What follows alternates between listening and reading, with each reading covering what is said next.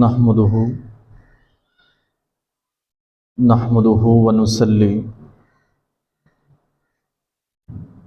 ونسلم على سيدنا ومولانا رسوله النبي الكريم الأمين المكين الرؤوف الرحيم. أما بعد، فاعوذ باللہ من الشیطان الرجیم. بسم اللہ الرحمن الرحیم. قال اللہ تعالی فی کلام المجید والفرقان الحمید: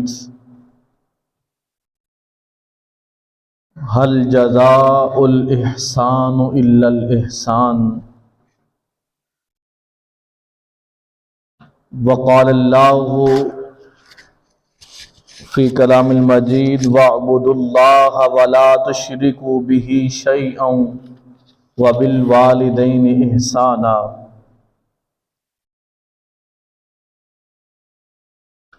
وَبِذِي الْقُرْبَى وَالْيَتَامَى وَالْمَسَاكِينِ وَالْجَارِ ذِي الْقُرْبَى وَالْجَارِ الْجُنُبِ والصاحب بالجنب وابن السبيل وما ملكت أيمانكم إن الله لا يحب من كان مختالا فخورا. صدق الله مولانا العظيم وصدق رسوله النبي الكريم. إن الله وملائكته يصلون على النبي یا ایہا الذین آمنوا صلوا علیہ وسلموا تسلیما. الصلاۃ والسلام علیک یا سیدی یا رسول اللہ وعلی آلک واصحابک یا حبیب اللہ. الصلاۃ والسلام علیک یا سیدی یا رسول اللہ وعلی آلک واصحابک یا محمد رسول اللہ.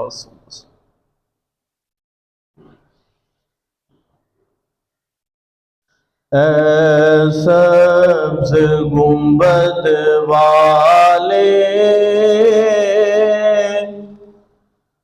منظور دعا کرنا، جب وقت نظائے دیدار عطا کرنا. اے سبز گنبد والے منظور دعا کرنا، جب وقت نظائے دیدار عطا کرنا. اے نور خدا آ کر آنکھوں میں سما جانا، یا در پہ بلا لینا،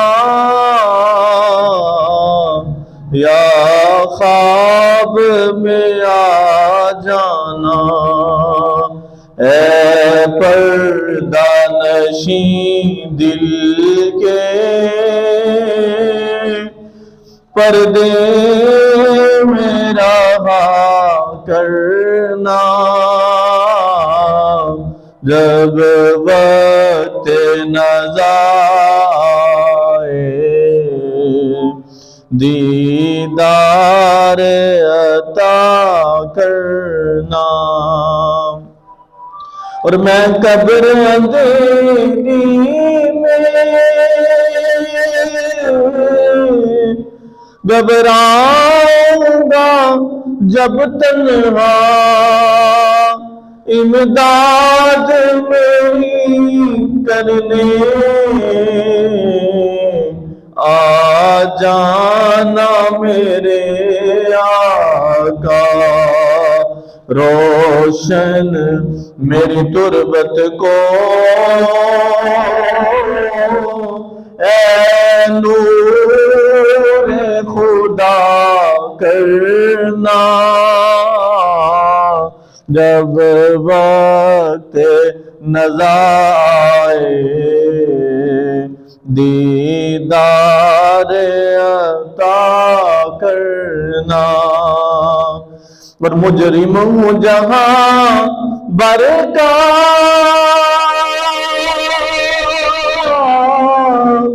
محشر میں برم رکھنا رسوائے زمانہ ہوں دامن میں چھپا لینا مقبول دعا میری محبوب خدا کرنا جب وقت نظر آئے دیدار عطا کرنا اور چہرے سے ضیاء پائی ان چاند ستاروں نے اس در سے شفا پائی دکھ درد کے ماروں نے آتا ہے انہیں صابر ہر دکھ کی دوا کرنا جب وقت نظر آئے دیدار عطا کرنا اے سبز گنبد والے منظور دعا کرنا جب وقت نظر آئے دیدار عطا کرنا۔ حمد و ثنا کے بعد قابل قدر احترام حاضرین و سامعین،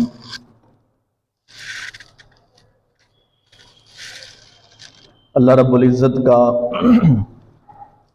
کرم اور اس کا احسان ہے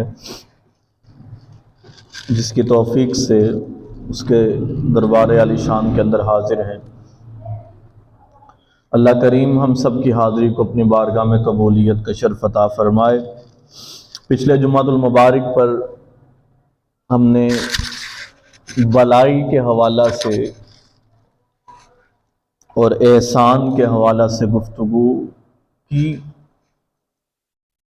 اور احسان کے اوپر قرآن و حدیث سے کچھ چیزیں میں نے آپ کے سامنے رکھیں۔ آج موضوع کو آگے بڑھاتے ہوئے جہاں پچھلے جمعۃ المبارک پر بات ختم ہوئی وہیں سے بات کا آغاز کرنا چاہتا ہوں۔ اللہ پاک نے سورہ الرحمن کے اندر بھی ارشاد فرمایا کہ حل جزاء الاحسان الا الاحسان،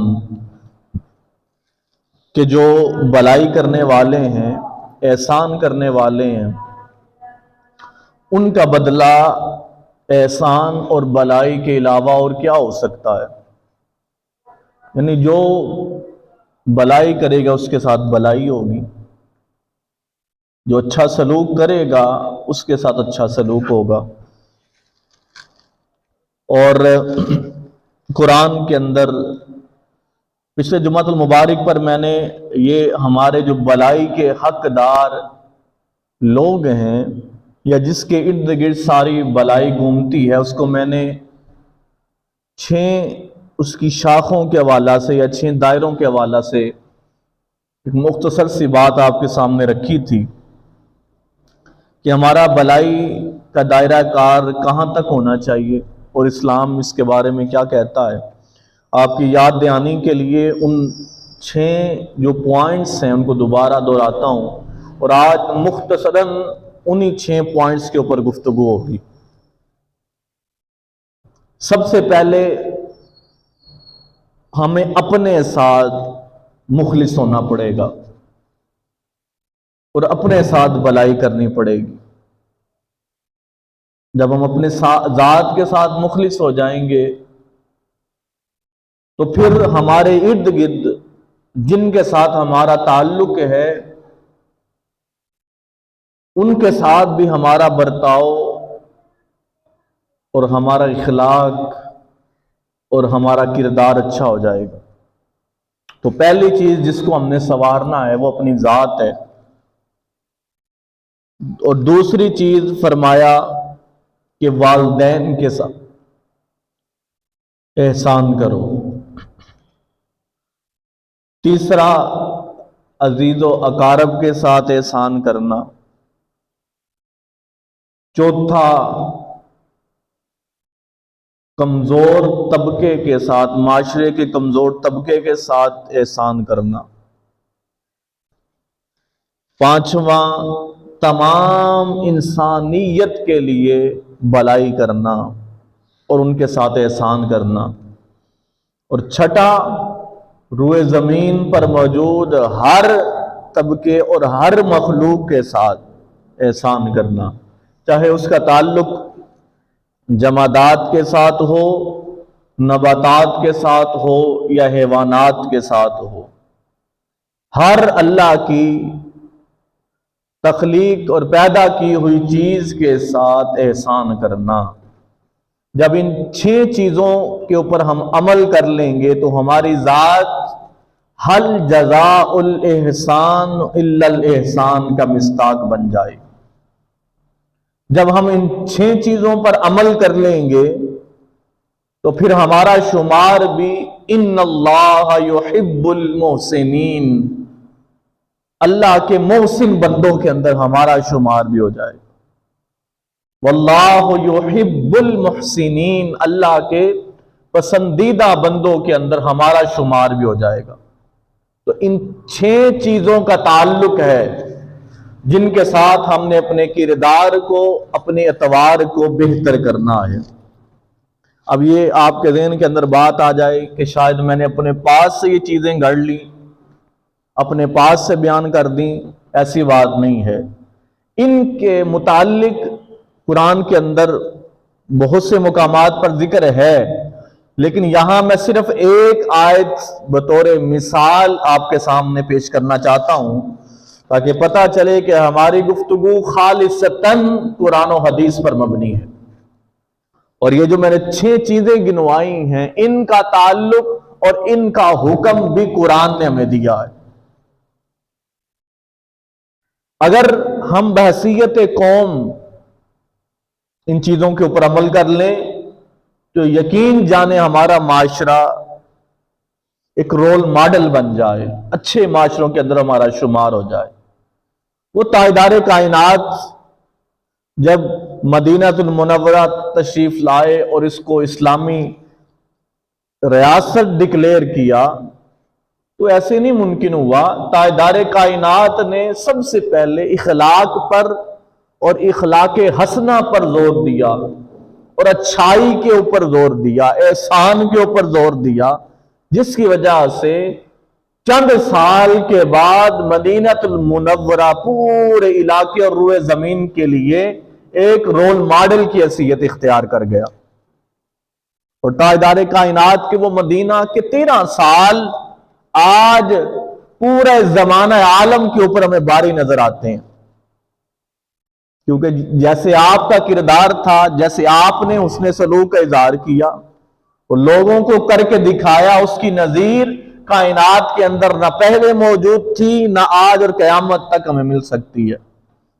لیکن ہم اس سے کچھ ضرور حاصل کرنا، ہمیں کوشش بھی کرنی چاہیے اور حاصل کرنا ہمیں چاہیے تاکہ ہمارے کردار بہتر ہو سکیں، ہمارا معاشرے کے اندر رول بہتر ہو سکے، اور جس کی وجہ سے ہمارا معاشرہ اور ملک اور قوم ترقی پا سکیں۔ تو آئیں صرف ایک مثال آپ کے سامنے رکھنا چاہتا ہوں. یہ سورہ النساء ہے اور اس کی آیت نمبر 39 ہے. قرآن پاک کا چوتھا سورہ، اس کی آیت نمبر 39 کے اندر اللہ پاک نے ارشاد فرمایا ہے کہ بڑی خوبصورت بات کی کہ وَاعْبُدُوا اللَّهَ وَلَا تُشْرِكُوا بِهِ شَيْئًا. اللہ پاک نے پہلے اپنی توحید کا اعلان کیا اور کہا کہ میرے ساتھ کسی کو شریک نہ ٹھہراؤ. وَبِالْوَالِدَيْنِ إِحْسَانًا، اور اپنے والدین کے ساتھ احسان کرو. اور آگے ارشاد فرمایا وَبِذِّي الْقُرْبَى، اور اپنے عزیز و اقارب کے ساتھ احسان کرو.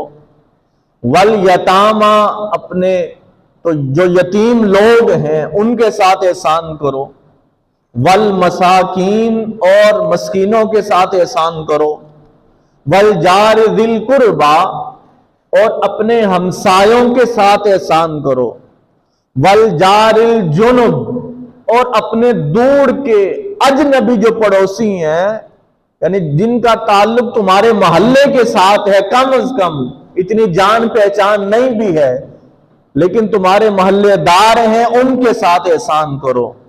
اور آگے ارشاد فرمایا وَالصَّاحِبِ بِالْجَنْبِ، اور وہ لوگ جن کے ساتھ تم اٹھتے بیٹھتے ہو، تمہارے دوست یار ہیں، کھاتے پیتے ہو، فرمایا ان کے ساتھ احسان کرو. وَابْنِ السَّبِيلِ، اور جو اللہ کی راہ کے اندر سفر کرتے ہیں ان کے ساتھ احسان کرو. وَمَا مَلَكَتْ أَيْمَانُكُمْ، اور جن کے اوپر تمہیں ہم نے حکمرانی عطا کی، یعنی جو تمہارے خدمت گزار ہیں، تمہارے ہاں کام کرنے والے ہیں، تمہارے نوکر چاکر ہیں، فرمایا ان کے ساتھ احسان کرو. تو اللہ پاک نے سورہ النساء کی اس ایک آیت کے اندر جو میں نے 6 چیزیں آپ کے سامنے رکھی ان میں سے بیشتر اللہ پاک نے اس مقام پر بیان فرما دی. اب میں ایک ایک مثال ان میں سے لینا چاہتا ہوں اور بات کو آگے بڑھانا چاہتا ہوں. احسان کا سب سے زیادہ حقدار ہماری اپنی ذات ہے. ہمیں دیکھنا ہے کہ ہم اپنی ذات کے ساتھ کتنے مخلص ہیں، اپنی ذات کے ساتھ کتنے سنسیئر ہیں، اور اپنی ذات کے ساتھ ہمارا تعلق کیا ہے. کیونکہ قرآن کے اندر اس چیز کی طرف واضح اشارہ ہے کہ تم جو کرو گے تمہارے ساتھ ویسا سلوک کیا جائے گا. اگر تم اچھا کرو گے، اپنی ذات کے لیے اچھا سوچو گے تو تمہیں اچھا عطا کیا جائے گا. اپنی ذات کے ساتھ اچھا برتاؤ کرو گے تو اللہ پاک تمہارے ساتھ اچھا برتاؤ کرے گا. قرآن کے اندر اس کا بھی ذکر ہے سورہ بنی اسرائیل کے اندر. فرمایا ان احسنتم، فرمایا اگر تم بھلائی کرو گے تو فرمایا یہ تمہارے اپنے لیے بہتر ہے، تمہیں بھلائی آگے سے ملے گی. ان احسنتم، اگر تم بھلائی کرو گے تو تم بھلائی کے حقدار بن جاؤ گے. اور آگے فرمایا وَإِنْ أَسَأْتُمْ فَلَهَا، اور اگر تم برائی کرو گے تو تم اپنی جان کے لیے ہی کرو گے. تو سب سے پہلا جو نقطہ ہے وہ ہمیں اپنی ذات کے ساتھ اچھا برتاؤ کرنا ہے، اپنی ذات کے ساتھ مخلص ہونا ہے. ہمارا اٹھنا بیٹھنا، کھانا پینا، سونا جاگنا، ہر چیز پہلے اس کے اندر اخلاص پیدا ہوگا، خالصیت پیدا ہوگی اپنی ذات کے لیے، تو تب ہی اس کا معاشرے کے ساتھ بھی تعلق پیدا ہوگا اور معاشرہ بھی ہمارے ساتھ اچھا برتاؤ کرے گا. کیونکہ یہ قرآن نے اصول دے دیا کہ جو اچھا بننا چاہتا ہے پہلے وہ اپنے لیے اچھا بنے، ورنہ جو برائی کرے گا وہ برائی اسی کی طرف لوٹ کے آنے والی ہے. یہ قرآن نے ایک قاعدہ دے دیا. اور یہ جو میں نے 6 دائرے آپ کے سامنے رکھے نا ہمارے احسان اور برتاؤ کے، ان میں سے پہلا ہے کہ اپنی ذات کے ساتھ اچھا سلوک کرنا. تو قرآن نے کہا ان احسنتم احسنتم وان اسأتم فلہا، اچھائی کرو گے تو تمہیں اچھائی مل جائے گی، اور اگر برائی کرو گے تو تم اپنی جان کے اوپر ہی ظلم کرو گے. تو یہ قاعدہ واضح ہو گیا. اب قرآن نے اگلی چیز جو بیان کی فرمایا وَاعْبُدُوا اللَّهَ وَلَا تُشْرِكُوا بِهِ شَيْئًا وَبِالْوَالِدَيْنِ احسانا۔ اگلا سٹیج کیا ہے کہ اپنے والدین کے ساتھ احسان کرنا۔ اب والدین کے اوپر احسان کے ساتھ میں نے پچھلا جمعہ چھوڑ کے اس سے پچھلے جمعہ پورا اس کے اوپر تفصیل کے ساتھ گفتگو کی ہے، لیکن اگر اس ایک حصے کو بھی تقسیم کر دیا جائے وَبِالْوَالِدَيْنِ احسانا، والدین کے ساتھ احسان کرو، اور اگلی چیز وَبِذِل قُرْبَى، فرمایا والدین کے ساتھ احسان کرنے کے بعد اپنے عزیز و اقارب کے ساتھ احسان کرو۔ تو والدین کی بات ہو چکی، آج وَبِذِل قُرْبَى کے اوپر تھوڑی سی بات ہوگی جس کا تعلق ہر فرد کے ساتھ ہے، ہر گھر کے ساتھ ہے، پورے معاشرے کے ساتھ ہے۔ وَبِذِل قُرْبَى کو میں دو حصوں کے اندر تقسیم کرنا چاہتا ہوں۔ ایک ہمارے وہ رشتہ دار جن کا تعلق ہمارے والدین کی نسبت کے ساتھ ہے، یعنی جو ددیال کی طرف سے ہیں، والد کی طرف سے ہیں، جیسے ہماری چاچو ہیں، یا والدین کے اوپر ہمارے دادا دادی ہیں، اگر وہ نہیں ہیں تو والدین کے بہن بھائی ہیں، ہماری پھوپھیاں ہیں، ہمارے تائے ہیں، چاچو ہیں، یہ سارے وَبِذِل قُرْبَى کے اندر۔ اور دوسرا حصہ وَبِذِل قُرْبَى کے اندر ہمارے اپنے بیوی بچے ہیں، اگر ہماری شادی ہو چکی ہے تو دوسرا اس کو دو حصوں کے اندر تقسیم کرتا ہوں۔ آج ہمارا معاشرہ جو بگاڑ کا شکار ہے وہ ان دو رشتوں کے اندر توازن نہیں کر سکے۔ اگر بیوی نے کوئی بات کہہ دی تو سارا جھکاؤ بیوی اور بچوں کی طرف ہو گیا، اور اگر والدین نے تھوڑا دباؤ ڈال دیا تو بیوی بچوں کو ہم نے نظر انداز کر دیا، جس کی وجہ سے آج گھر گھر کے اندر لڑائی ہے۔ تو قرآن نے کہا وَبِذِل قُرْبَى، پہلے والدین کے سٹیٹس کو بیان کیا، اور اس سے نچلے درجے کے اندر وَبِذِل قُرْبَى کے سٹیٹس کے اندر تمہارے والدین کے رشتہ دار بھی رکھ دیے اور تمہارے بیوی بچے بھی رکھ دیے۔ اب میں دو مثالیں دینا چاہتا ہوں تاکہ ہمیں والدین کے رشتہ داروں کا حقوق کا بھی ہم خیال کرنے والے بن جائیں، اور اپنے بیوی بچے اور ان کے رشتہ داروں کے بھی ہم خیال کرنے والے بن جائیں۔ تو یہ جب ہم ایک بیلنس کے ساتھ لائف کو گزارنے کی کوشش کریں گے تو یقین کریں ہر گھر جنت کی نظیر بن جائے گا۔ اور تاجدار کائنات آپ نے ارشاد فرمایا، میں ایک حدیث سے بات شروع کرنا چاہتا ہوں، فرمایا کہ کامل ایمان والا کون ہے؟ صحابہ سے سوال کیا، صحابہ نے کہا آقا آپ بہتر جانتے ہیں۔ فرمایا کامل ایمان والا وہ ہے جس کا اخلاق اچھا ہے، جس کا برتاؤ اچھا ہے، اور فرمایا تم میں سے یہ ایک چیز بیان کی، اور فرمایا تم میں سے میں سب سے بہتر اخلاق والا ہوں، اپنی مثال سامنے رکھی۔ اور آگے اگلی چیز کے اندر فرمایا حدیث کے اگلے الفاظ ہے کہ تم میں سے بہتر مومن وہ ہے جو اپنے اہل و عیال کے ساتھ اچھا ہے، اور فرمایا میں محمد تم سب میں سے بہتر ہوں جو اپنے اہل و عیال کے ساتھ اچھا ہوں۔ تاجدار کائنات نے اپنی مثال دے دی، فرمایا سچا مومن اور مسلمان وہ ہے جو اپنے اہل و عیال کے ساتھ اچھا ہے، اور میں تم سب میں سے بہترین ہوں جو اپنے اہل و عیال کا خیال رکھنے والا ہوں۔ تو اس ایک حدیث سے بات واضح ہو گئی کہ تاجدار کائنات نے ہر رشتے کو توازن کے ساتھ بیان کر دیا۔ اور اگر بات ہمیں کریں اپنے بیوی بچوں کی بات کریں تو کریم آقا کی بارگاہ میں ایک صحابی وہ پیش ہوئے، انہوں نے کہا کہ آقا میرے پاس مال ہے، اب بتائیں اس مال کو کہاں خرچ کروں، زیادہ ہے، کثرت کے ساتھ ہے۔ تو تاجدار کائنات نے ارشاد فرمایا کہ اگر تم وہ مال اپنے بیوی بچوں پہ خرچ کرو گے تو تمہیں بہترین صدقہ جو کرتے ہیں اس کے برابر اللہ پاک اجر و ثواب عطا کر دے گا۔ یعنی مال کے بارے میں سوال کیا صحابی نے کہ میرے پاس مال کی کثرت ہے، میں کہاں خرچ کروں؟ تو تاجدار کائنات نے ارشاد فرما دیا کہ اپنے بیوی بچوں پہ خرچ کرو، یہ اچھا جو تم چیز صدقہ کرو گے اس کے برابر تمہیں اجر و ثواب عطا ہو جائے گا۔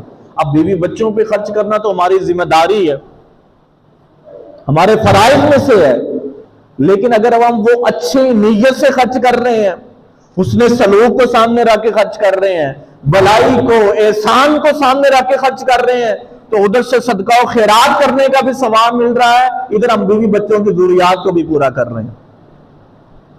پھر ایک صحابی کریم آقا کی بارگاہ میں پیش ہوتے ہیں اور فرمایا تاجدار کائنات نے کہ ایک شخص ہے جو 1 دینار اللہ کی راہ میں خرچ کرتا ہے، 1 دینار غلام کو آزاد کروانے کے اوپر خرچ کرتا ہے، پھر 1 دینار مسکین کی حاجت کو پورا کرنے کے اوپر خرچ کرتا ہے، اور 1 دینار اپنے اہل و عیال پہ خرچ کرتا ہے۔ تو صحابہ کو کہا تمہیں پتا ہے کہ ان چاروں میں سے افضل ترین اگر اس کو کہاں ملے گا؟ تو صحابہ نے کہا اللہ کے رسول ہی بہتر جانتے ہیں۔ تو آقا علیہ السلام فرمایا کہ وہ دینار جو اس نے اپنے اہل و عیال پہ خرچ کیا ہے، فرمایا اجر کے لحاظ سے ان تینوں سے افضل ہے۔ یعنی اللہ کی راہ میں بھی وہ خرچ کر رہا ہے، غلام کو آزاد کروانے کے اوپر بھی خرچ کر رہا ہے، مسکین کی ضرورت کو بھی پورا کر رہا ہے، اور ایک اپنے بیوی بچوں کے اوپر خرچ کر رہا ہے۔ آج ہم باہر تو خرچ کرتے ہیں، باہر اپنا نام بنانے کے لیے، بلے بلے کروانے کے لیے، واہ واہ کروانے کے لیے کہ یہ بڑا سخی بندہ ہے، باہر بڑی سخاوت کا مظاہرہ کریں گے، لیکن بیوی بچوں کے اوپر خرچ کرتے ہوئے کتراتے ہیں، یا کم از کم بیوی کی کوئی